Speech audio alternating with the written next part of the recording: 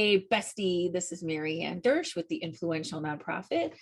This is episode 52, part 3 of a 3-part series on how to use your influence to get, lead, and follow up with meetings. So yes, this is the follow-up piece, okay? I got my lashes done just before this. If you're watching me on YouTube, like they look so good right now, I'm kind of mesmerized. All right, so, and if you're listening, trust me, they look amazing. All right, well, let's get to the content. All right, now I'm going to share with you some techniques that I use myself every day that have really made a difference in my life. And these are techniques that I teach the nonprofit leaders that take my Up-Level Your Influence course, the nonprofit leaders that are in my back-end year-long training program. Really, anybody I work with, I teach them these and I use them every day. Y'all know I eat my own cooking 100%. I wouldn't tell you anything that I would not do myself, okay? So this stuff works. It works because they see it work, they use it, they see it work, I use it and I see it work. And I just want you to know that, and so that you'll be encouraged to start implementing some of these techniques. Now let's start here. In episode 2, I shared with you a pre-frame, and the pre-frame was how you show up as a leader to a meeting. And I think about like showing up as a leader as like, I'm the queen. I call it the undefended queen. I am the undefended queen. I say what comes and goes. I say who's in my orbit and who's not. I'm the queen. And the queen, I don't have to push, convince, cajole. I don't have to yell at people. I don't have to push my ideas on people. I'm the queen. I know how to get them to see something from a new perspective themselves. And that's what I taught you to do in the second episode. So when you've done that pre-frame, all right, you've shown up as that queen. The pre-frame means what I did was I introduced and set the conditions for the conversation. Whoever sets the conditions for the conversation has the most influence in the conversation. And so if you I would encourage you to listen to episode 51 with this in it, but for the purposes of this episode, I just want to say the pre-frame is just when you say, let's say I'm meeting with a board member and that board member is feeling like I don't communicate with them effectively. And so the pre-frame could be like, hey, I'm so glad we're meeting. I hear you have some issues with communication. I cannot wait to hear all about them. I just really want to tap into that because my goal here is to support you as best as I can in your board service. So I want to hear all about you and what's going on with you, and maybe just kind of how your experience as a board member is in general. And then once I feel like I have a really good understanding of that, I may share a little bit from my perspective, and from that place we can decide the best decisions to going forward. And after that, we can decide what we want to do next or something like that. But basically the pre-frame is you talk, I listen to understand, I may add some wisdom, and then we'll decide together what comes next. All right. Now, this is really important because you made a promise to somebody at the beginning of this conversation, and now you're fulfilling that promise. So the last part is let's decide together what comes next. One of the phrases I like to use a lot in the pre-frame is whatever you decide is totally okay, because remember, the more decision-making I put into their hands, the more likely they are to decide what I want. Okay, so let's get, so now that you've started the conversation with the pre-frame, that person now has the expectation that we're going to decide together, you know, what comes next, that you're going to decide together what comes next. So in this case, if you're meeting with this board member and let's say they say, yeah, you know, like, I don't communicate. I don't get this stuff and I really want to get more informed. And okay, now in your brain, you could be like, oh my God, I send you so much stuff. How can you not flip and see this? And I respect that. And I'm going to hold space for that. And also I'm going to hold space that they're telling me the truth and that their reality is their reality, right? Our pain comes from the gap between who people are and who we want them to be. Struggling with that deeply right now with one of my children. Just gonna send a little prayer out to them right now. All right, I'm back. Anyway, so let's just tap into who they are. They're not getting the information. So let's say you have a conversation, and through the course of this conversation, she's, you know, the board member sharing, and like, I just don't get the information. So you may validate that experience by saying, so it's not, I mean, I just want to like say how much I witnessed, like, such devotion to our organization and how much you really want to do the right thing. And I appreciate that so much. And that it's really frustrating for you to not have the right information. You feel like you're making decisions in the dark. Does that sound like that? That's what I'm hearing. Yes. Oh my God. Yeah. It feels like I'm making decisions in the dark. Oh my God. I'm so glad you brought this to me. Would it be okay if I shared with you sort of what I do with communication right now? And then we can see, because I do send stuff out, and so I feel like we're like kind of two ships right now. And I do send stuff out. So I'd like to tell you what I'm actually doing. And maybe like there's a better way to do this and you can help me solve that. Does that sound okay? Yeah, sure. Okay. Now, what I've done here is I didn't have to say, I can't believe you didn't get it. I send this and this and this. Yeah, I know I do that. What I did was I led her to seeing that for herself. Oh God, she does send stuff out a lot. How come I'm not catching up to that?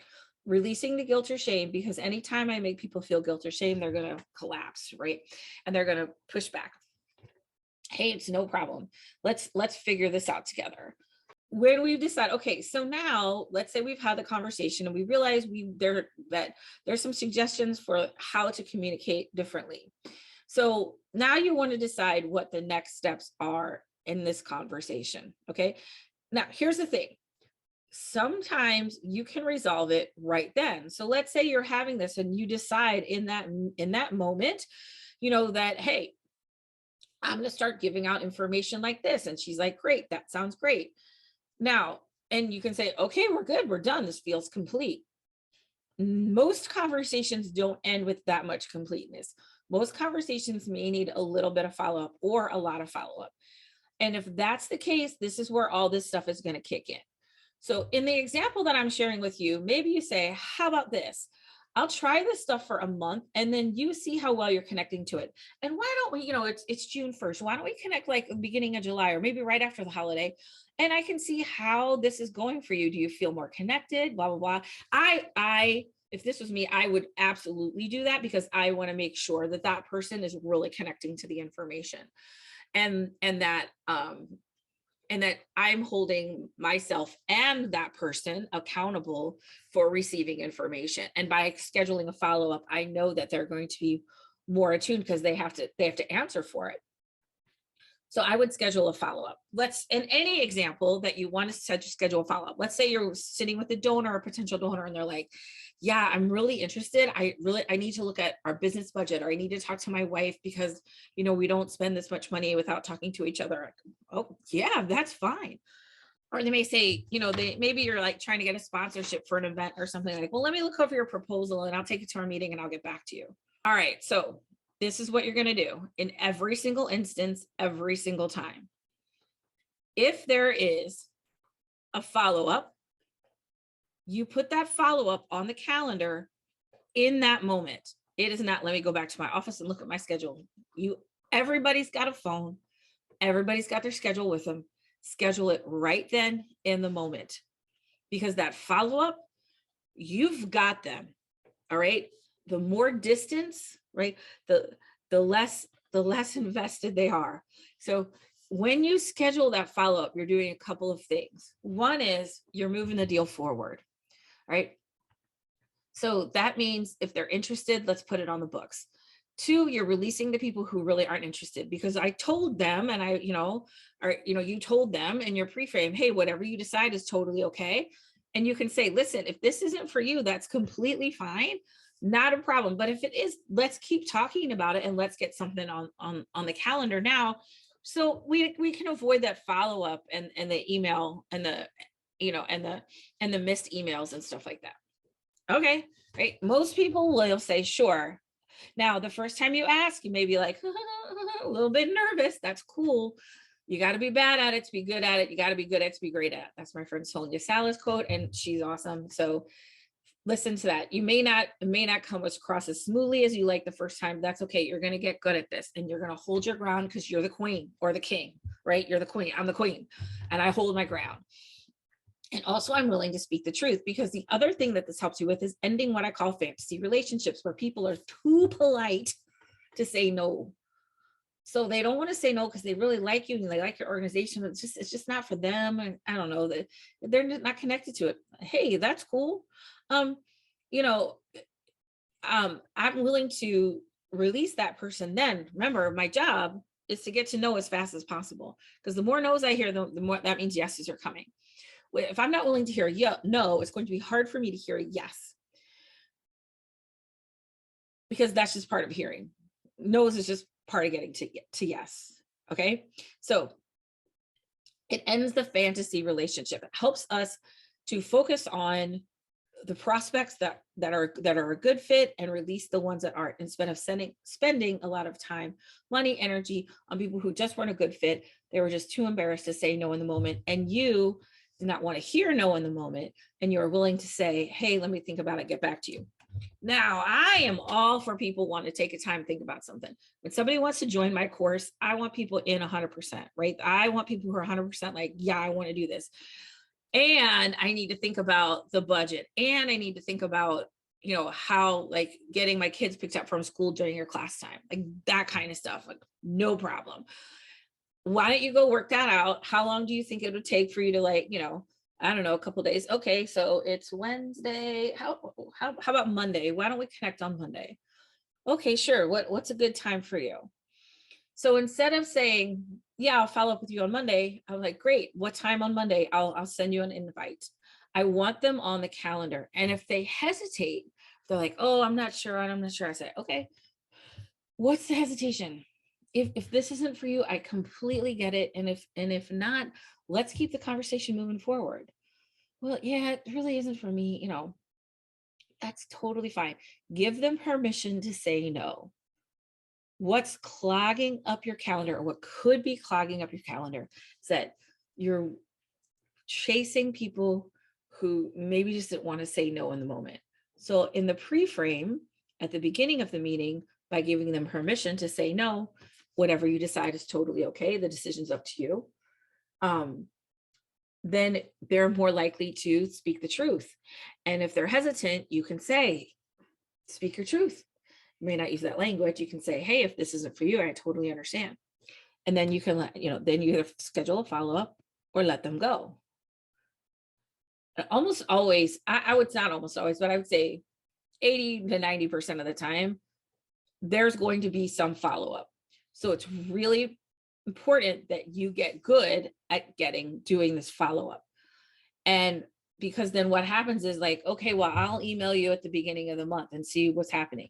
Now, what happens to that email? Their priorities shift. It gets lost. Like I said, they're cooling off, right? They've cooled off from that last meeting. But if I get them on the calendar, then I just have a conversation with them.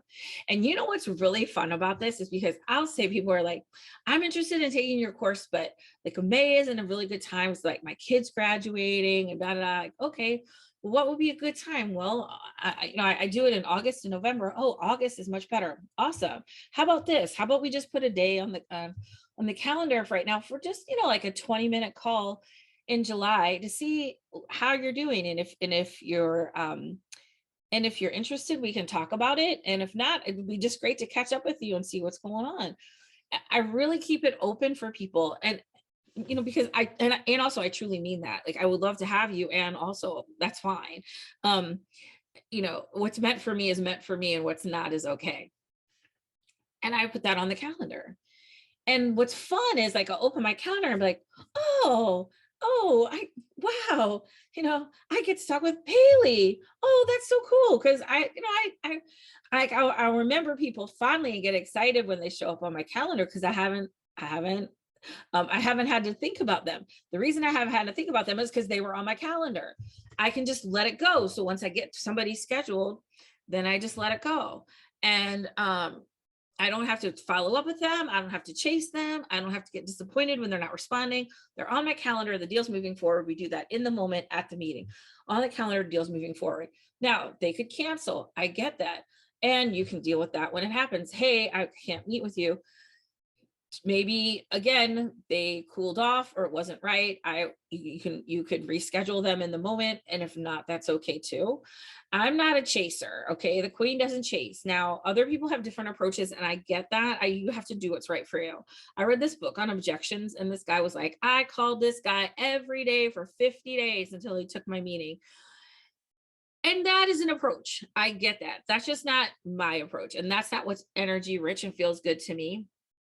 And so you have to do what feels good to you. And this is what feels good to me and what works for me. I'm like, hey, no problem. I'm here when you need me. So it's not about like letting people go. It's just about being honest about if they're a right fit.